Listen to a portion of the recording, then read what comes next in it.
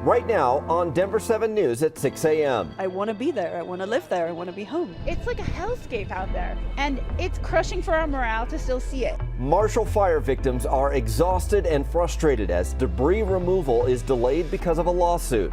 I'm Denver 7's Veronica ACOSTA. There's a hearing set for this week over the contractor that Boulder County chose, when that cleanup process could start if the court sides with the county. Overnight, Russia expands its targets in Ukraine. Now Ukrainians in Colorado are going to incredible lengths to get their families to safety. Yeah, that was really real. I mean, going into a war zone. And today marks the start of free agency for the Broncos, who the team might be looking at to fill the gaps in its roster.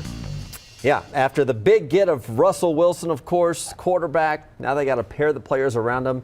And are we going to be on Von Miller watch? That's going to be interesting. Good Monday morning to you. I'm Brian Sanders. And I'm MICAH Smith. We're going to start out with some good news in the weather department because we have several more spring-like days in store for us. Katie LaSalle has your Denver 7 forecast. Good morning, Katie. Good morning, you guys. Happy Monday. It's partly cloudy right now in Denver. We're watching a weak cold front quickly zip out of the state, currently picking up snow down south into portions of our Sangre de Cristo Mountains, west of Walsenburg near Colorado City, and then some rain showers over the southeastern plains, but clearing skies statewide. Temperatures right now are in the low 30s, Denver up through Greeley and Fort Collins, teens and 20s into our mountains. So this morning we'll stay on the chillier side. We'll drop down to 34 degrees by 7 o'clock. You can see we'll gradually climb to the mid 40s by 11, and daytime highs slightly cooler, low 50s for the majority of the Front Range and Eastern Plains, 20s and 30s into some of our mountain towns. And as you can see from Futurecast, very strong winds over the Eastern Plains from the north, but they will calm down later on tonight. Warm and dry for Tuesday, and then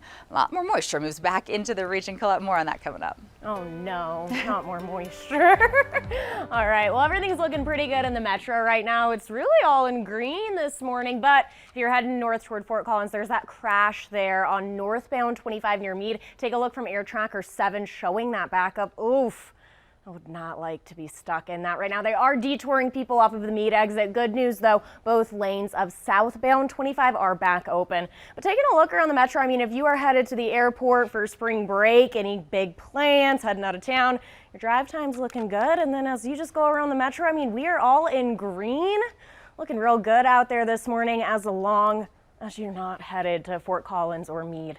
That area definitely seeing some slowdowns. We'll continue to watch that. Well, it is a big week for the hundreds of our neighbors still trying to recover from the Marshall fire. More than 1,000 homes and businesses were destroyed 2 months ago.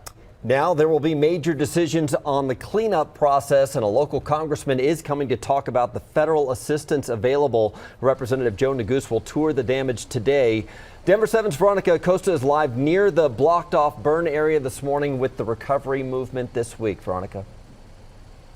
Well, Congressman NEGUSE will get what every other person and family who lost a home in the Marshall fire has gotten, that ground view of what's left. We're talking about those charred garage frames, those mailboxes that were left behind, and of course those burnt cars in some driveways as well. NEGUSE will be walking up and down neighborhoods like the one behind me here, not only taking a look at what's left, but also speaking one-on-one with some of those families. And this isn't the first time he's stepping in to help. Earlier this month, he was able to get FEMA to agree to cover the costs of removing foundations, basements, and burned vehicles in the Marshall fire zone. Nearly a month ago, he also spoke about solutions he's looking into for families that are underinsured. Now, one of the toughest parts of all of this has been getting that debris removed. Families have been waiting for that process to start for weeks now. In February, Boulder County commissioners awarded the cleanup to a Louisiana-based company that was out of 11 different proposals. The company said it was capable of starting that cleanup by March 1st and have it done by July 1st, as long as there were no weather delays. But you guys were 14 days into the month and still nothing. That's because there were some lawsuits that were filed holding up that process. And at the end of this week, a judge is set to hear arguments about the debris removal contract lawsuits. Boulder County says the judge should block any holds on the contract because the process was, quote, done properly, and any delay would cause more harm to the fire victims at this point. Now, if that injunction is denied, Boulder County says that cleanup could be finished by July. That's when everything was anticipated to be done and scheduled for as well. We're live in Superior this morning. I'm Veronica ACOSTA, Denver 7. It has been such a long wait for those homeowners, Veronica. Thank you. Today, a fourth round of talks between Russia and Ukraine will take place. Now, this comes as the Russian military expanded its targets, hitting a military facility. The facility was just 10 miles from Poland and is now the closest attack to NATO's border. The city where the attack occurred is along a route used to supply Ukraine with Western military aid. Russian officials are vowing to treat all armed shipments to Ukraine from NATO countries as legitimate military targets. Members of the Biden administration will meet with Chinese officials today. They'll be discussing reports Russia asked China for military and economic assistance. Now, the meeting will take place in Rome. The White House said there will be consequences if China helps Russia minimize its losses from global sanctions. A Coloradan with family in Ukraine returned from the war-torn country last week after rescuing 5 family members. Michael Weinar met his family on the border of Slovakia and Ukraine.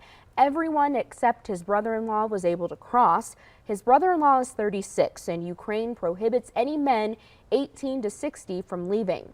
Michael's relatives are now refugees in Slovakia, but he says Ukraine needs more support. I think America can do more, and I think America has to do more because they see, tens of thousands of people getting murdered needlessly. Michael says his family will stay in Slovakia until the war ends, and if the situation escalates, he'll try to move them to the United States. Well, this morning, Jefferson County officials are trying to identify human remains found in Clear Creek Canyon. Deputies say hikers found skeletal remains on Saturday. They were in a remote area of Tunnel 2 off of US 6 just west of Golden. They say the death appeared to have been at least months, possibly years ago. The coroner's office is still working to find out the cause of death. Denver police are trying to piece together what happened after a call to a stabbing turned into a fire rescue. Police say they were called to a disturbance Saturday near East 41st Place in Green Valley Ranch. And when they got there, one of the rooms upstairs was on fire. Inside, they found a man who had been stabbed and rushed him to the hospital. Another man, police believe to be the suspect, was also in the room and later died at the hospital. The city of Aurora might soon have a new camping ban. The city council will take up the measure today for a second reading and potentially a final vote, but it's really divided city leaders. Denver 7's Christian Lopez joins us with arguments from both sides. Yeah, Micah, it's very controversial. Some people say it's inhumane and they say it criminalizes the homeless, while others think that this will motivate people to seek shelter off the streets. Now, back on March 1st during the council meeting, when this got the vote to move forward, things got heated and that discussion lasted for about 4 hours. What this ordinance would do is it would allow police to remove homeless encampments after city officials give them 72 hours notice to move. And if people don't comply, they could face citations, even arrest. But the city would have to make sure that there's enough shelter space available before requiring them to move.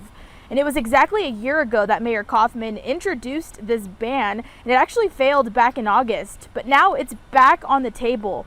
And Aurora would join several other Colorado cities who have enacted a similar ban, like Denver, Boulder, and Fort Collins. And the latest numbers actually show that there are around 594 people experiencing homelessness in Aurora, and that's actually considered to be an undercount. And this all could get final approval at tonight's meeting. Guys, back to you.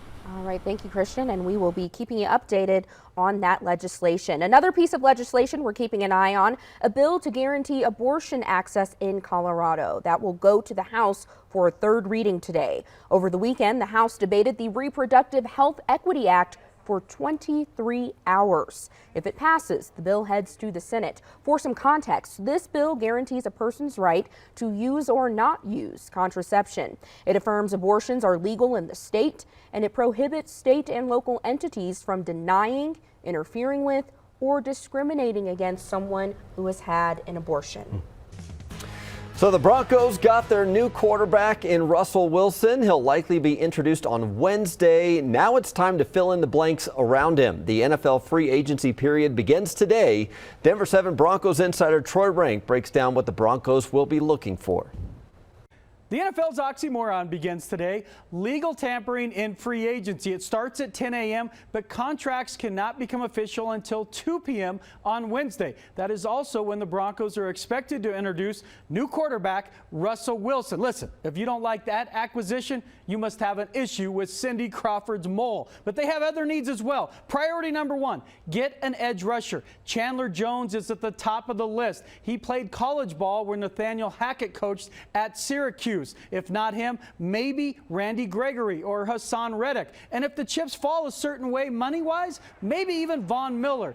Defensive line, also an area of concern. B.J. Hill could be on that list, and they also need to look to add a cornerback and possibly even a tight end. Reporting for Denver 7, Troy Rink. Well, Brian, I know this next piece of news is shocking for you. Turns out retirement was short-lived for Tom Brady. He just couldn't sit on the sidelines, could he? The future Hall of Fame quarterback is coming back to the Buccaneers for a 23rd NFL season now. After he had that big farewell on social media, everyone had so much to say about it, but he said again through social media that his place is on the field, not in the stands. And there was plenty of talk and opinions about him returning. The Broncos chimed in, posting this gif of a stone-faced Michael Scott from The Office. The Broncos obviously not happy. No surprise here, the announcement impacted the Bucs' Super Bowl odds. They actually jumped the Broncos for better chances this season. I'm upset about this, but FanDuel Sportsbook says Tampa went from 25-1 to 7.5-1. Hey, the only time the Broncos would have to play the Bucs next season is in the Super Bowl. So we look forward to it. That's okay. That's right. That's okay. He's not done yet. Thanks, guys. 6:11, and this morning we're waking up to temperatures in the 30s. Skies will clear across Colorado. Moisture ends into the mountains. Noon here in Denver will be at 48 degrees. We are going to be seeing warm and dry weather today, tomorrow, and then our next Western weather maker will start to make its way in. More on the rain and snow chances coming up. And I've got some good news for you coming up after that break. That crash there in Meade, traffic is moving. Northbound has officially reopened up there up north by exit 245 where people were being detoured. So more on that update straight ahead. Well, rising gas prices will make your next Uber ride or delivery a little more expensive. The new fee Uber plans to charge you. And are you still feeling the effects of the time change? I know I am. Some ways to make the adjustment easier on your mind and body.